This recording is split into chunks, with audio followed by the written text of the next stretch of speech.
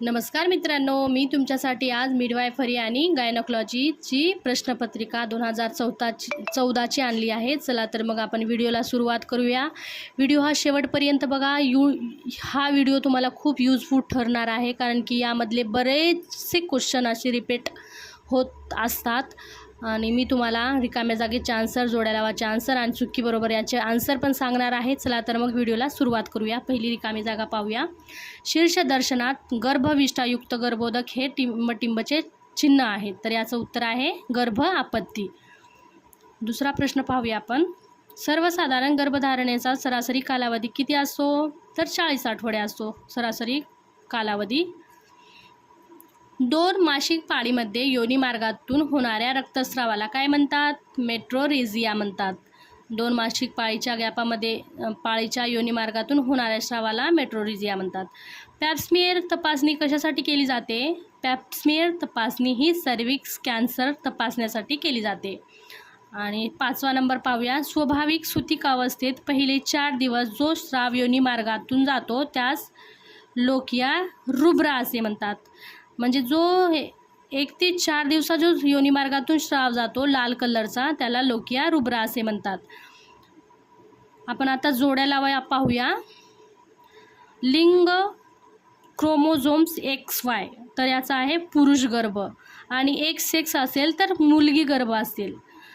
Diagonal कॅन्जुगेट, तर याचा answer आहे 12 सेंटीमीटर। तिसरा प्रश्न पाहूया। ॲब्रॉप्शो प्लासेंटा म्हणजे प्रसवपूर्व रक्तस्राव। ॲब्रॉप्शो प्लासेंटा म्हणजे जेव्हा गर्भ आणि नाळ वेगळे होते तेव्हा त्याला प्लासेंटा ॲब्रॉप्शो असे म्हणतात। आणि वयस्कर, चौथा प्रश्न पाहूया आपण। वयस्कर प्रथम प्रसवा म्हणजेच जोखमीचे गरोदरपण, जास्त वय जर असेल स्त्रियांची तर जोखमीचे गरोदरपण असतं। मासिक पाळी न येणे म्हणजे काय? गरोदरपणाचा अंदाज दर्शवणारे लक्षण आहे मासिक पाळी न येणे म्हणजे। चला तर मग आपण आता चुक्की बरोबर पाहूया।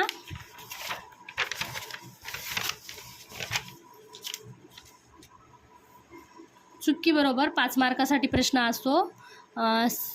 श्रीकटिरास अँथ्रोपॉइड कटीर म्हणतात, तर हा आन्सर चूक आहे। अँथ्रोपॉइड म्हणत नाही तर गायनोकॉइड म्हणतात। आणि गरोदरपणात पहिल्या 3 महिन्यात सोनोग्राफी केली असता अर्भकाला धोका असतो, तर हा चूक आहे, कारण की अर्भकाला धोका नसतो। सोनोग्राफी ही करावीच लागते गरोदरपणात। प्रस्तुतीच्या वेळी गर्भमस्तक अंतर्गत फिरल्यामुळे जो पूर्वव्रत जागेवर होतो, तर याचा आन्सर बरोबर आहे। गर्भाच्या नाळेमध्ये 2 नीला व 1 रोहिणी असते, तर याचा आन्सर चूक आहे, कारण की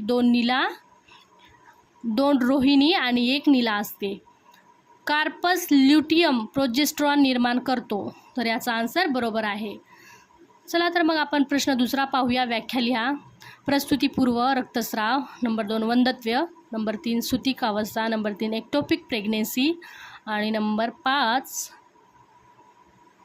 गर्भपात। त्याच्यामधला ब प्रश्न पाहूया। फरक स्पष्ट करा। प्लासेंटा प्रिविया आणि ॲब्रॉप्शो प्लासेंटा, पुरुष कटीर आणि स्त्री कटीर, पूर्ण काळ बालक व अपूर्ण काळ बालक। टिप्पा लिहा पाहूया। याच्यामध्ये कोणतेही 3 लिहावं लागते। तर पार्टोग्राफ नंबर 1, नंबर 2 विटपछेद, नंबर 3 प्लासेंटाची कामे, डेसिडुआ 4। प्रश्न चौथा पाहूया आपण। गीता ही 25 वर्षाची प्रथम प्रसवा कक्षा दाखल झाली आहेत। खालील प्रश्नाचे उत्तरे लिहा। स्वाभाविक प्रस्तुतीची व्याख्या लिहा।